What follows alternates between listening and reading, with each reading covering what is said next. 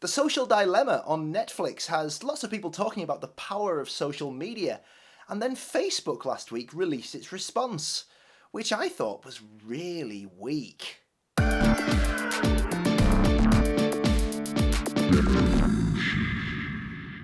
It's Martin SFP Bryant here from Big Revolution. Now, The Social Dilemma is a documentary on Netflix that I decided very early on I wouldn't watch because lots of people I trust and listen to in the world of tech were basically slating it, saying it was really simplistic, it didn't really put across much of an argument against social media, and it was rather cartoonish and silly and overblown.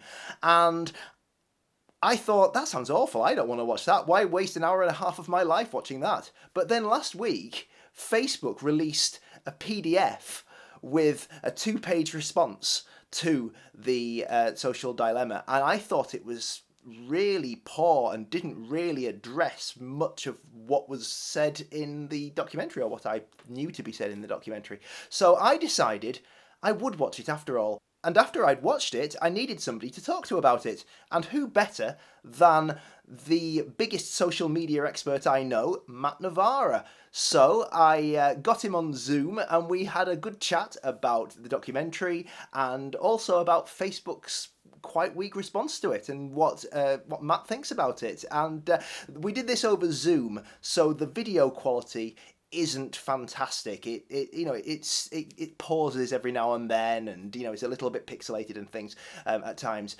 But the audio is clear, so you'll be able to hear and listen to the conversation, and hopefully you'll enjoy our thoughts on the social dilemma. So Matt, thanks for joining me for this. So you're the kind of person I like to talk about this stuff with because you are someone who thinks about social media constantly. So I'm sure you were very interested in the social dilemma. What did you make of it? For the most part, I really enjoyed it for what it was, which was a Netflix dramatized, slightly sensationalist kind of mashup of all the things that are wrong with social media and the responsibility of Facebook and other companies. I think some of the dramatization elements of it for me felt a little bit corny and oversimplified things. But I think the thrust of some of the core arguments with some of the people that worked in these companies resonated with me, and I think will resonated with a lot of people. So in some, I think it was interesting, it was good, it kind of raised some important issues that a lot of people have already been thinking about. I just think that it maybe was slightly oversimplified and slightly over dramatized, but hey, it's Netflix. Yeah, there was this whole thing with the people inside the algorithm trying to manipulate the guy to come back to his phone and all that kind of thing. And they had like a political group called the Extreme Center, I assume because they didn't want to have an extreme right-wing group or an extreme left-wing group and offend anyone. So they had the Extreme Center. Yeah, and there's this kind of doom music playing underneath. So I can see why some people thought it was maybe a little cartoonish. I think Mike Masnick at Tech Dirt made an interesting point when he said that it's as much emotional manipulation as they were accusing social media of. It is, and there's also a point made in an article I was just reading a moment ago with one of the people that was in the program, one of the characters, the man called Tristan, I forget his surname, and he Tristan. uh, that's right. And he was talking about, he was asked the question about, isn't it ironic in some degree that the platform that you've got this on to get it to be seen by everyone is Netflix, which is, run by recommendation engines itself.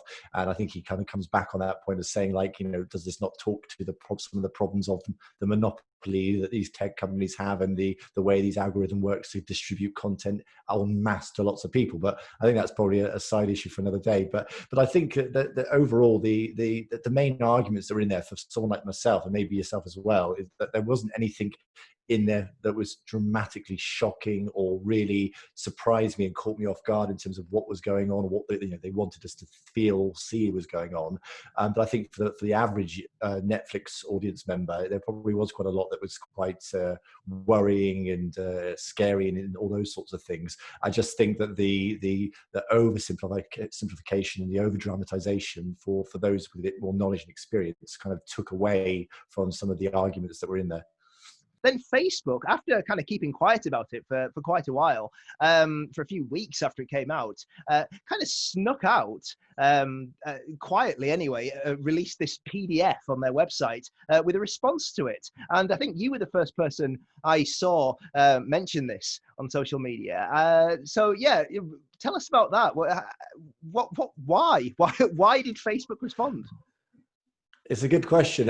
So that was signposted to me by a source, shall we say? And I think that when I read it, I was kind of like, what are they doing? Why are they kind of making this, points now and in the way that they have?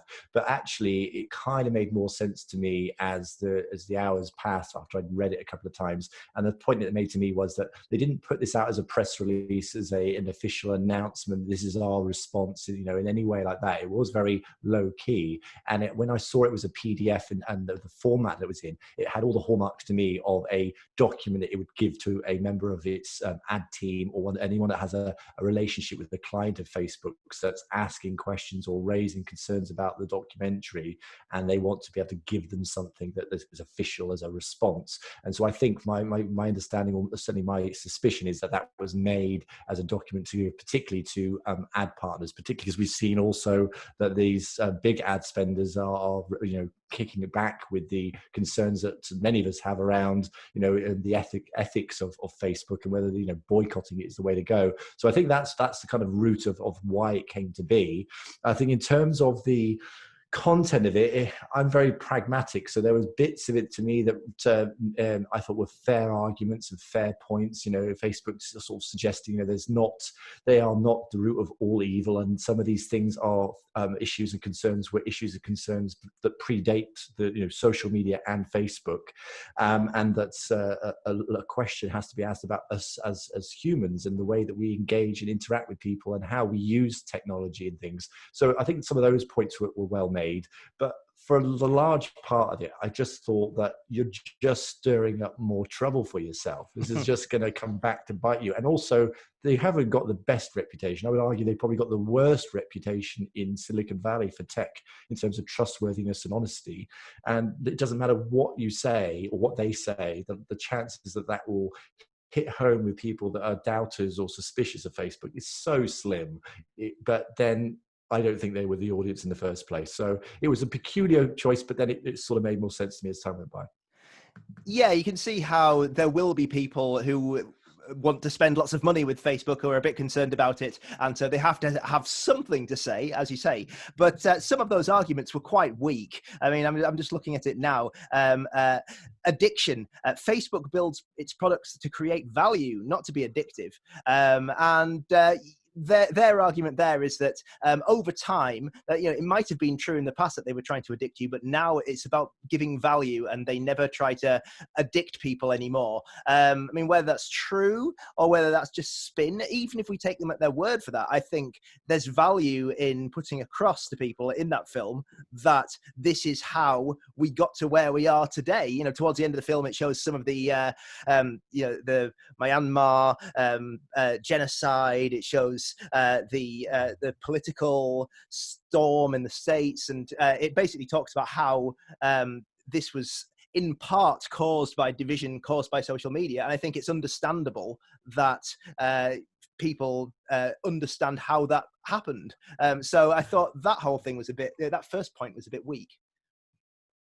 Well, I think Facebook seems to appear as it forgets what information it has already told people, or that has already been leaked, or has been in a court case, or has been on record elsewhere. And I'm sure, I can't think of a specific example, but I'm pretty certain that if you look back over many hours of these hearings and other kind of scandals that Facebook has had to respond to, that there's plenty of evidence in emails and things that it's changed and adapted about its product, and whistleblowers whistleblowers where it clearly is the case that they have their product decisions and feature development and algorithm changes are geared at times to drive more time on the platform and to keep people in that ecosystem of Facebook. It's the attention. They're competing not only with other social platforms but with anything else like YouTube or videos or anywhere else that keeps people away from them. And so it has a business model that's set up both with its ad revenue side of things, but also in terms of keeping people there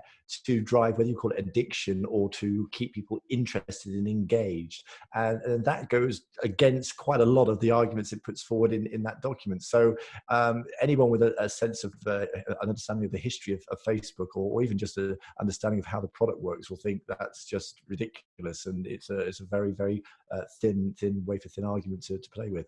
Yeah, the other one that amused me was the you are not the product.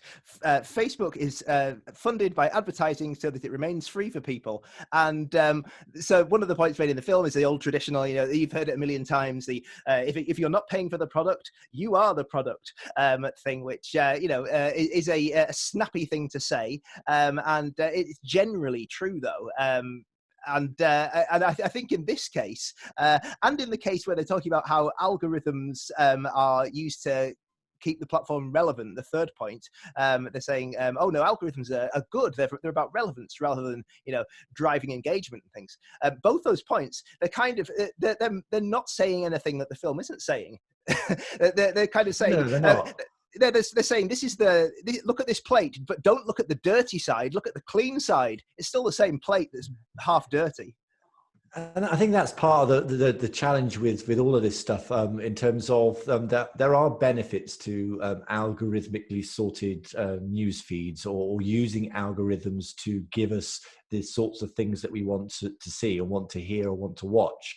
And so, I don't think people would want to see, and it's clear that people would want to see it as an endless chronological feed of everything, even though some people do say they want that, because you would actually miss things that actually are more important to you and that has learned what you want to see and the things that are interesting, particularly if it's to do with family and friends. But there's a double-edged sword, as we saw in the documentary, and as we've learned over the years of these platforms have put these algorithms out there and then sort of decided, we'll stick it out there, and if it works, that's great, and if it doesn't, we'll keep tweaking it. And if it causes mass damage and destruction and societal breakdowns, then we're just learning as we go. And I think that's part of the concern for all these things. And I'm hopeful that 2021 is going to be a year not of just talking about regulation, but actually of putting it in place, and certainly in terms of transparency of the algorithms and many other things that they could do.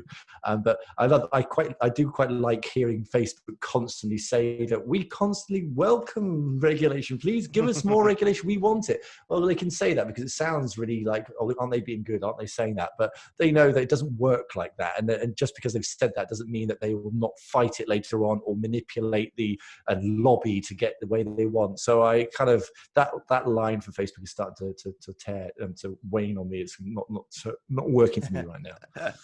Yeah, I think one thing's for sure, when it comes to antitrust hearings, they're going to lead stronger arguments than the ones in that document. Well, thanks, Matt. It's been great to chat to you again. We do our podcast, of course. You can find that online, Geek Out with Matt Navarra, and we've had 2 seasons. Another one coming up hopefully very soon. And so thanks a lot, Matt. You're welcome. Cheers. Well, thanks to Matt for taking the time to talk to me for this video. You can find a link to the podcast I mentioned in the video description.